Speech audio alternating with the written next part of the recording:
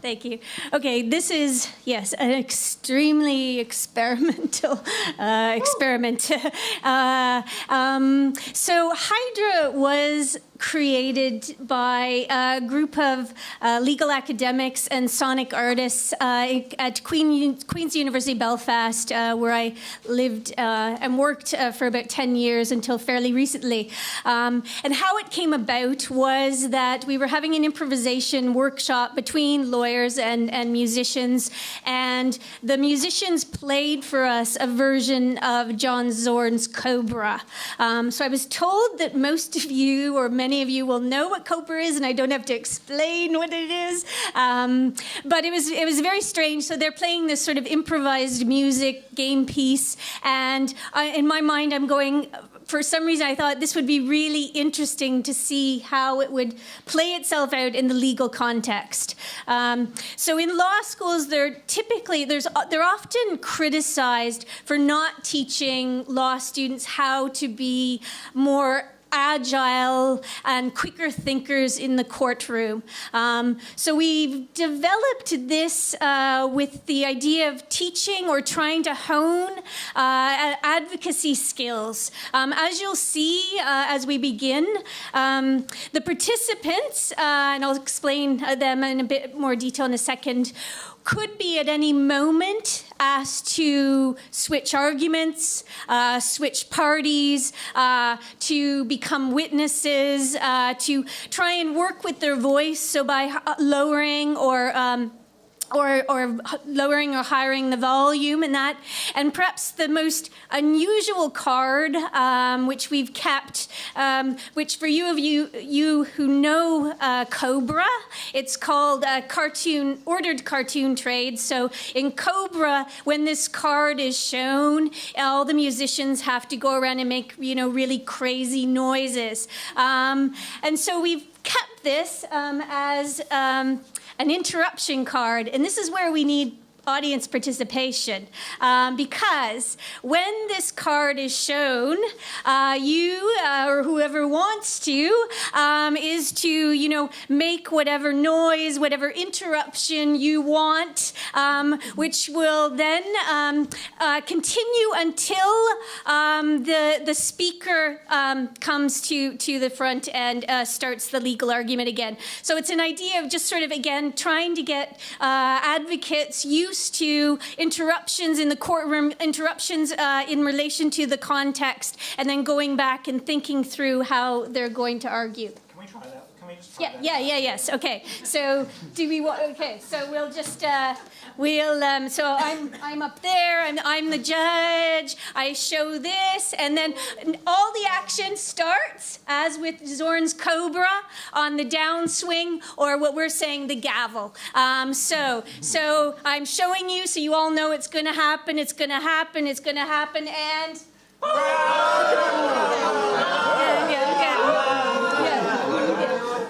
Very good. And it continues until I show the advocate card, which is similar to Zorn, the Cobra's runner, which is the person who argues. So I will point to someone with the advocate card. They get up to the microphone, and they basically become the lawyer for the party. As you can see, the setup it's a family law case. The reason for this is that's my background is in family law. Another reason is that the law, the overarching law in relation to family law, both in Canada and Australia and the UK and Northern Ireland, is this idea of best interest of the child. So it's fairly easy for people, for non-lawyers, as many of the participants today are not actually in law. But it's easy for people to sort of think through what are practical, commonsensical reasons as to what would be in the best interest of the child. So we've handed out some sort of cheat sheets as to what our fact pattern is. So the participants have been given this in advance. In fact, we workshopped it last week for 3 hours. So the participants have never worked with each other before, but for these 3 hours. So again, after the 3 hours, I felt that we really got into a groove, but it did take quite a while for us to feel comfortable with one another, to be able to feel confident to make these particular arguments. It's very scary also to just be pointed at and you to all of a sudden have to start to make an argument for whatever side you're on. So you see, so the father's side is on there, and the person who comes to the microphone will be the lawyer for the father. The mother's side is here, and whoever speaks for the mother. We, at any point in time, we could have someone either be called as a witness from one of the participants, or one of you, if you'd like to become a witness, you've got some sort of cousin or their long-lost uncle who could say something about that in this case, please feel free to come up and, sort of show yourself as a witness and sit down, and you will be cross-examined by the lawyers. And so it's just, it's something to add, again, to the spontaneity, the unpredictability. Okay, one thing we need to sort of tell you, maybe James could explain this a bit better, is in relation to, this is a difficult topic, family law, but you'll see when we're arguing, it does tend to create a lot of sort of laughter, and it's not that we're taking lightly these really difficult subjects, is that we're trying to work through how improvisation can make us think differently about particular issues, and about perhaps thinking more creatively about solutions that we don't normally go to in these situations. So I don't know whether you have anything else you want to say. That was spot on. I guess maybe just to reflect on the experience from the participants' end is maybe worthwhile. It's really important for this exercise to work that this matters in some way. Like, you have to make an argument about something that matters in the world. Otherwise, it's not really replicating a kind of, a fully kind of legal improvisation. So it's really important that it matters. But from the participants' perspective, being asked to improvise about something that matters, that's really serious, without hopefully being too traumatic, is just awful. It's like and you find yourself kind of caught by surprise, and it's a very, very valuable experience to watch yourself, feel yourself having to make an argument on which things could conceivably hang on the spur of the moment. And that kind of awkwardness evokes laughter, sometimes in the participants and sometimes in the audience. And I'm personally extremely interested in that laughter, why that laughter will probably happen tonight, and why it might not happen in the courtroom, but probably sometimes does as well. And so, what is it about this space that makes that laughter viable in a way that it's not in a courtroom? So anyway, just to say that, I think, just to echo your point, really, that if there is laughter, it's not to make light of the seriousness of the issue, but more the difficulty and the kind of precarity of improvised argument. Yes. And I guess you're probably asking, well, what's the whole point? So the whole point, not only to try and, get law students to be able to think more spontaneously or creatively, but it's to get people to think, to listen more attentively to what is going on in the courtroom. And ultimately, our goal would be to try and get people to become, in a sense, more ethical advocates, ones that can see the issue from all sides, that can be, that can understand and empathize with everyone in the courtroom. So that's, ultimately, again, perhaps a utopian view of what Hydra could possibly bring. But just for those of you who aren't in law, it's not just something that we think is valuable for law students. I think I've been approached by social workers, people in healthcare, and that it could be applied, I think, to any sort of problem-based situation where you're trying to sort of just workshop ideas in a sort of fun way, trying to sort of not think while you're but use the basis of your knowledge in order to perhaps create the unexpected and unexpected answers to particular solutions. So just one last slide before. So this is for the audience so that you know what's going on.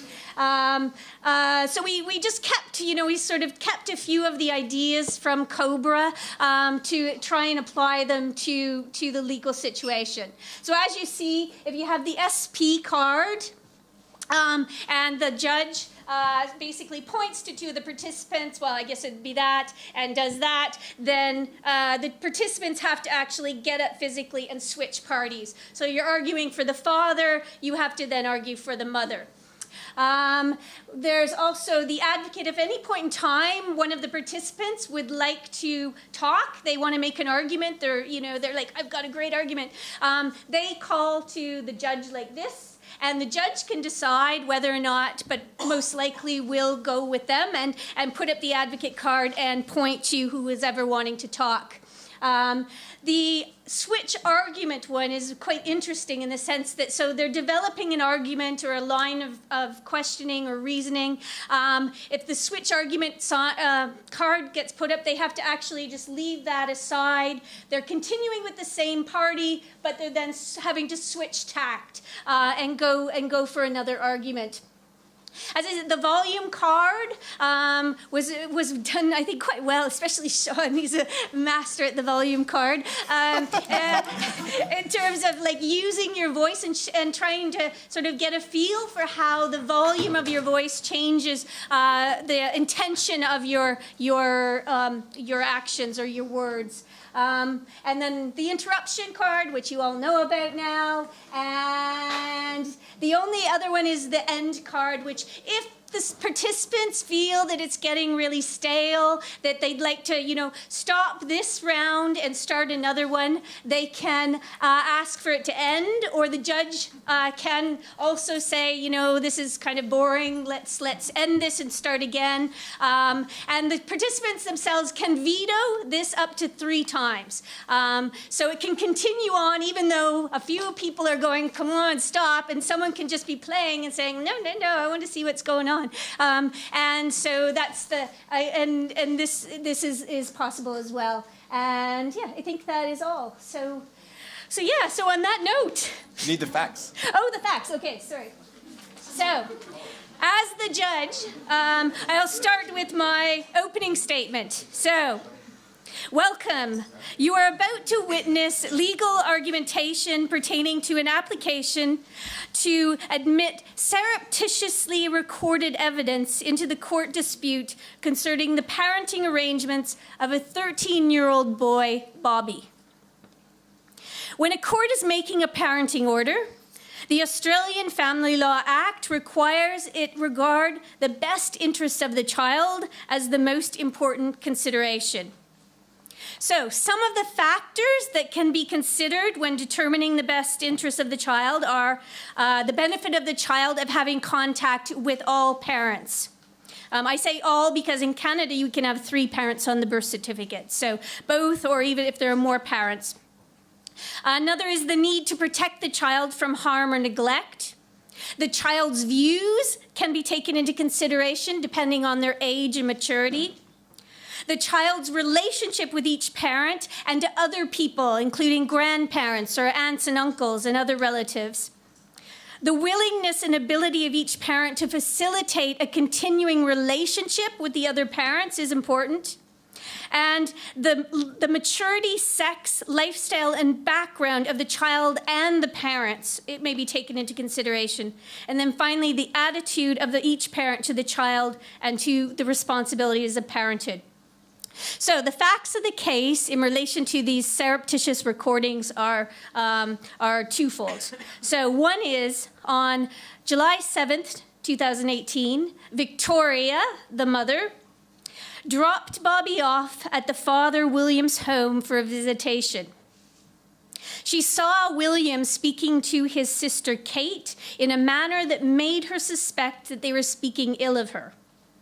Victoria surreptitiously left her iPhone recording in the room where William and Kate were speaking.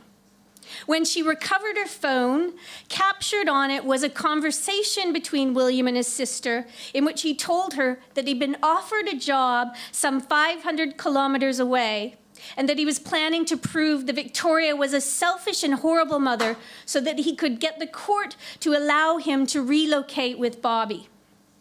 This would mean that Victoria would rarely see her son.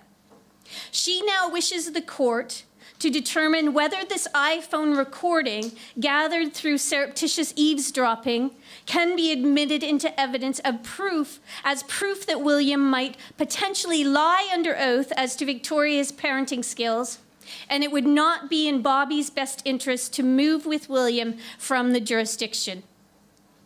Also, on July 10th, 2018, Victoria, curious to find proof of William's deception, hacked into his email account. When doing so, she found documentary evidence that William had an affair when they were together, and that also he continues to send suggestive messages to that person and to multiple other parties. Victoria asked the court to admit these emails as evidence that it would not be in Bobby's best interest to spend any significant time with his father. The law with respect to surreptitious recordings in family matters is that evidence brought forward by hacking into an email account or surreptitiously recording family conversations in the home may be allowed, even if illegally obtained, if they are sufficiently relevant or important to the case. Many courts, though, have not allowed such, holding that courts should not countenance unlawful or unseemly practices. Moreover, there exists social science research that states surreptitious recordings made in the context of a family matter may lead to increased conflict between the parents, and that such conflict causes severe emotional harm to the child. So on that note, if it pleases the court, I address Your Honour for my client, William.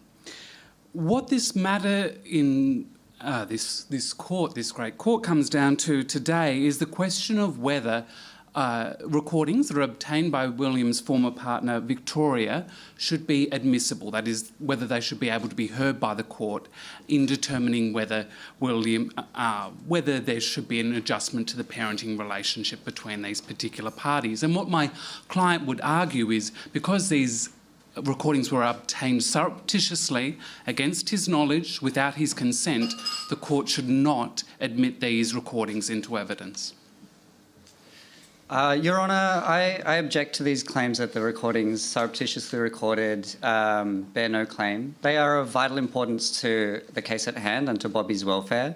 We can see that these recordings provide vital evidence that we do not see any case that these recordings are obtained surreptitiously is of harm to anybody other than the client themselves. Moving on from that, we can see that the distance that Bobby would be travelling away from the family would seriously harm this family unit.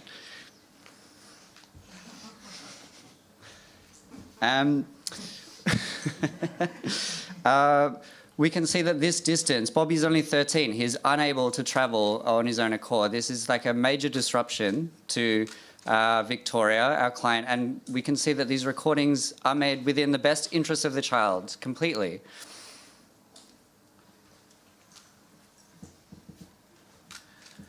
Furthermore, we'd like to add, Your Honour, 500 kilometres away from family, close friends, in the middle of nowhere, basically comes down to the selfishness of William in this case.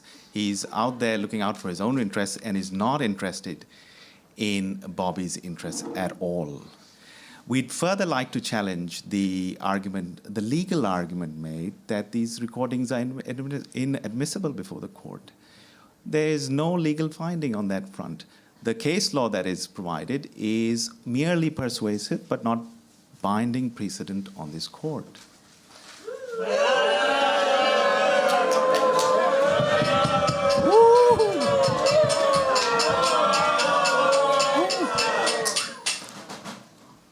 Moving on. The other point being, we want to, now that we would argue that these recordings are admissible, let us look at the nature of the recordings. What they display is a person who is full of duplicity, and really is not looking out for the best interests of the people who are most closely related to him.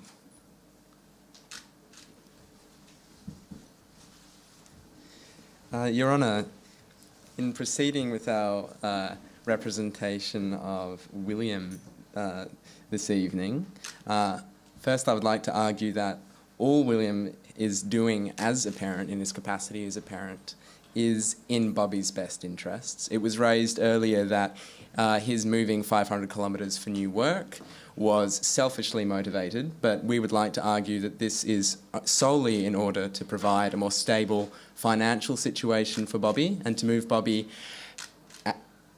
out of an environment in which paranoia on the mother's part has created an environment in which no member of the family can trust that information provided in confidence will not be used against them later in time, such as in a court proceeding or in turning them against one another or their friends. We would also like to argue that William is a man in possession of many good relationships. He has a good relationship with his sister. He has a good relationship with his sister. He has no intention to sever relationships with Bobby's relationship with Victoria, nor with Bobby's aunt, who he has a very loving and very important relationship, even in moving for new work, and that this move 500 kilometres away will not lead to Bobby losing out on important childhood development. Yes, as my learned colleague was drawing your attention to, William is a man of good repute, who's well connected to his family, who has support systems in place to ensure that Bobby's upbringing is stable, and this young and vulnerable child who's just but 13 years of age and going through a very, very meaningful and deep changing period of his life, confronting puberty and other issues, it's important that he be around a supportive environment with good male role models such as his father William, who's well connected to his family, who understands the responsibilities that being a father takes. On the other hand, his mother is somebody who we know by her own admission, and her lawyer's admission today is going around surreptitiously recording conversations, going through people's emails, trying to gather information rather than focusing on Bobby's best interests. Canberra. They'll be moving to Canberra. Is that in the best interests of a child, a 13-year-old child, away from Melbourne to Canberra? I want to put that before the court. He's 13 years old. His mum is here. His school friends are here. There are less magpies in Melbourne. So I want that to be a fact. But we also have to take into account the duplicity with which he proceeded. The fact that he lived a secret life that was hidden away from his wife and other members of the family gives a sense of a person who is willing to and quite capable of misleading a child who he will be in Canberra alone. Thank you, Your Honour. I'd like to call an expert witness to testify to this matter of the duplicity or the alleged duplicity, please. Could I please call Dr. Joel Stern to the stand?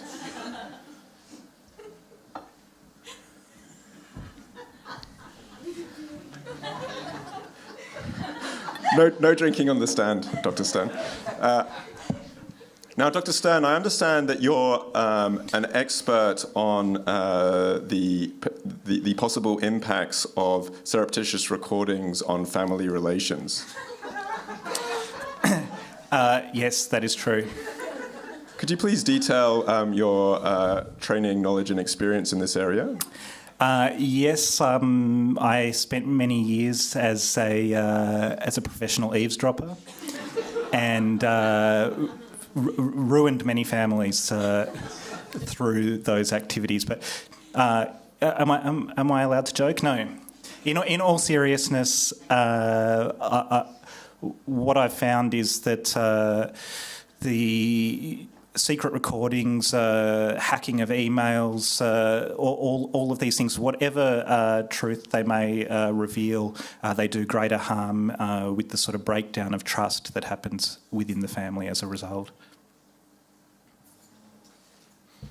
Your Honour, I would like to ask some further questions of Joel in regards to these claims of the nature of duplicitous recording and how these do impact.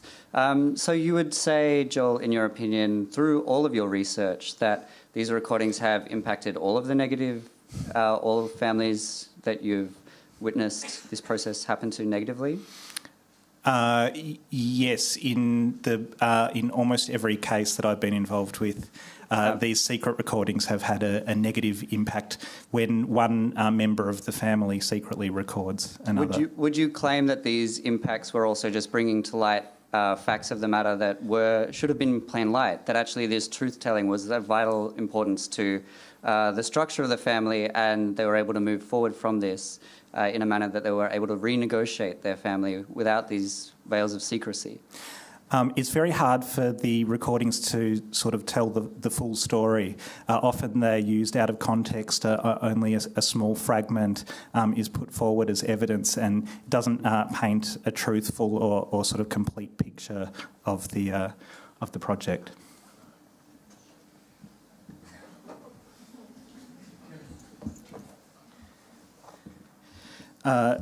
Dr. Stern,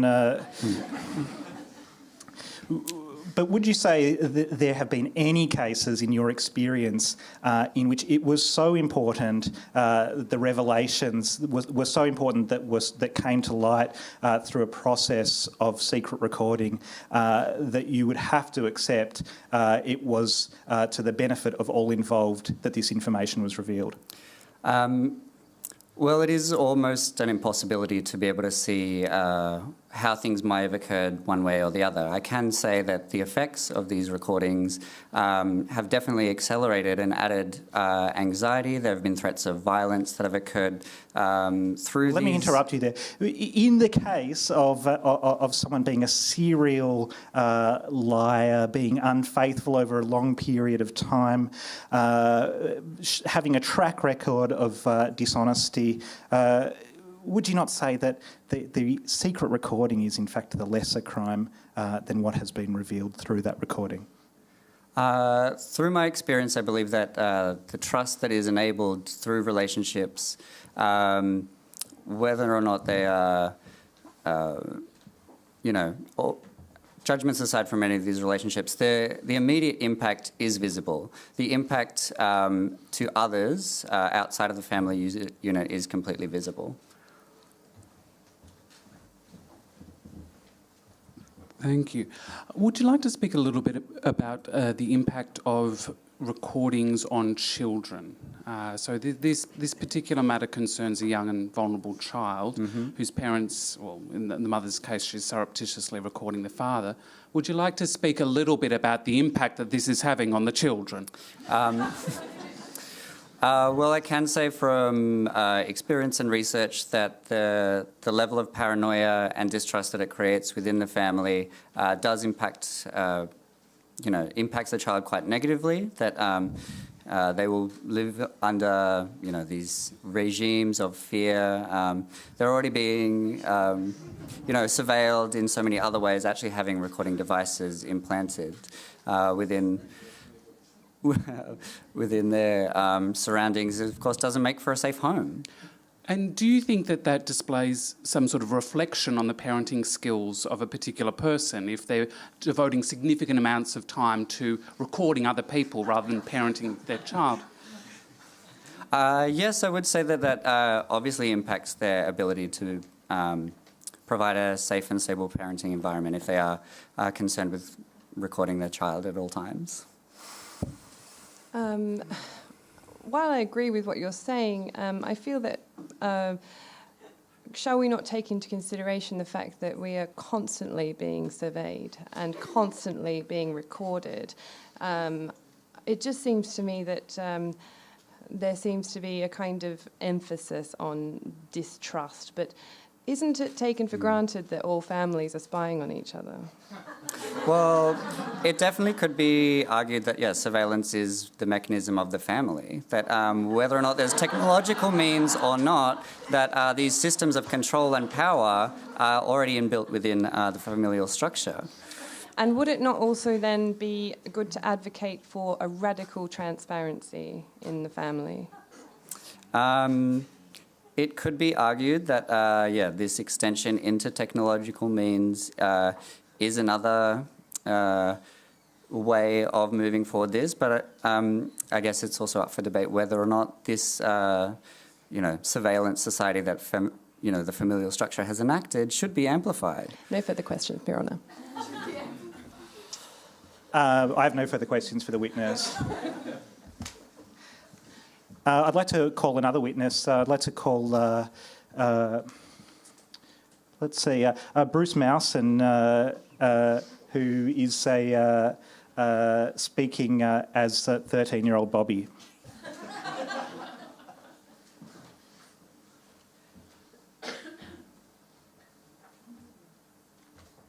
Bruce, you need to go over to the witness stand.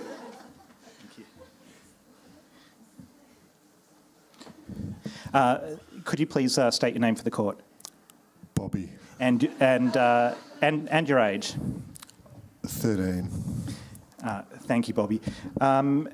Now, Bobby, how do you feel about potentially being taken 500 kilometres away from your home where you have lived with your mother and father, and furthermore being moved to Canberra, the site of so much despair and some disgraceful behaviour, especially this morning?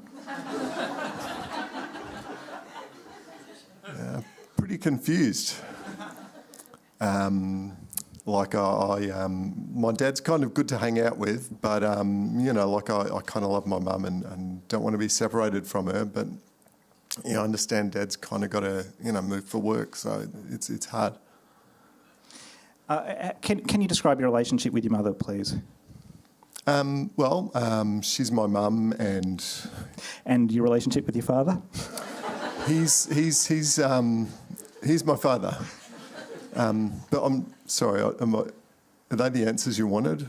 I'm a bit confused. No, that's very, very honest. Thank you.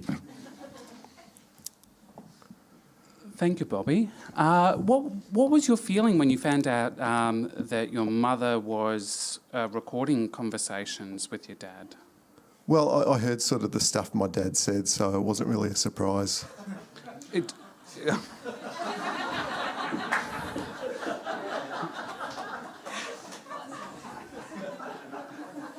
That's a good answer. Your mother has a history of these kind of recordings? No, does she? Well, I wouldn't want to lead you, but did it concern you that perhaps she might be recording other people, like yourself, for example? No. Oh, okay. No, has she recorded herself? Well, that is a good question. We don't know the answer there too. Let's go to this second issue of going through emails. Were you concerned when you found out your mother was going through your father's emails? Not really. People just left their email open all the time at home and... Okay. I often go over with... Thank you, Bobby. No further questions.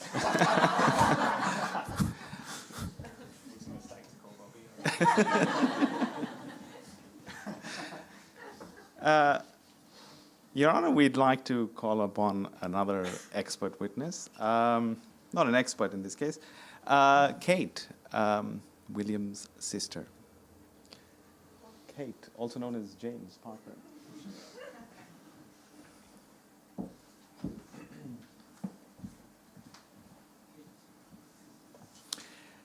was very bright. Hi, Kate. Can you tell the court the nature of the conversation you were having with William, which was recorded? Yes. Well, obviously it was a difficult time for the family. For How so? my brother and the increasingly frictious relationship with his partner of many years. And you know, we talked about their difficulties often and Often? Yes, often on the phone, at family gatherings. And so in a way that was nothing unusual. It was the usual kind of banter amongst families regarding an admittedly difficult issue. Did you ever bring up these issues with Victoria herself? Since she did visit the house regularly? Well, I mean, we were all mutually aware of the friction in the relationship. I don't know whether the particular matter of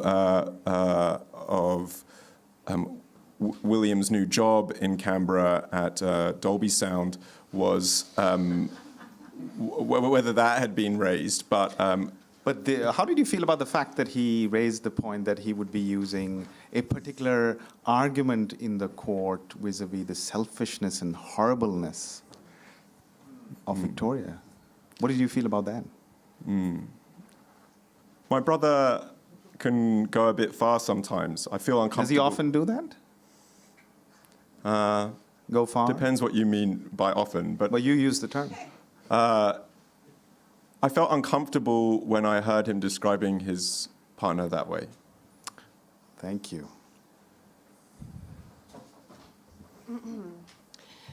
Kate, nice to see you. I thought perhaps in terms of William's character, we might like to hear something about all of the charities that he's given money to over the past years, to show how loving he is, not just to his son, but to the charities that he gives money to. So I was wondering if you could maybe talk to us a bit about those charities. Well, as a former doctor before he got into audio engineering, I know that William is a dedicated giver to Doctors Without Borders, and they're an excellent charity.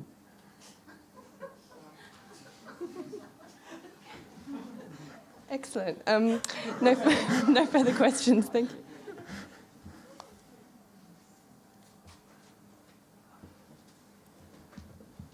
Well, I think that didn't really get us far now, did it? Let's go back to these questions of what William said to you during these conversations. And I want to ask you, were you concerned when he said that he was going to portray my client Victoria as a selfish and horrible mother? Yes, as I was saying before, I was concerned. It's not. It was a difficult time, but it's hard to hear somebody talking about their partner and the mother of their child that way. And do you think he would make up these lies in order to influence the court one way or another as to Bobby's custody? Well, I'm not sure that they're lies. They're exaggerations, perhaps? They've not got any grounding in fact, though. You haven't been privy to any indication that my client is. I don't want to impugn my brother, but horrible. it was a difficult time for them both.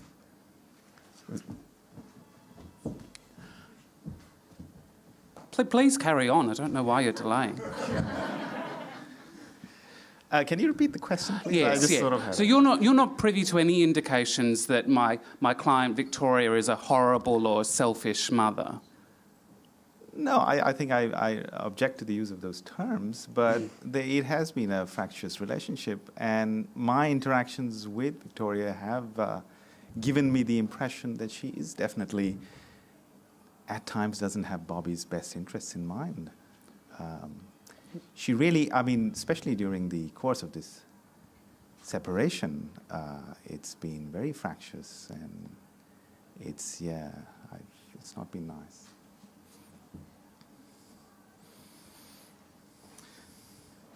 Just to remind the court, Joel Stern representing the father, William, speaking with William's sister, Kate. Kate, would you say that William's relationship with Bobby is a positive one, broadly? I would definitely say so, yes. And would you say that it's in Bobby's benefit to maintain a close relationship with his father, William? For sure. And what do you base that on? I see them around each other. Bobby's always sort of... William's helping Bobby with his homework. He's been talking also about moving to Canberra and how he'll sort of, take Bobby for hikes and things like that, which are healthy and good for the child.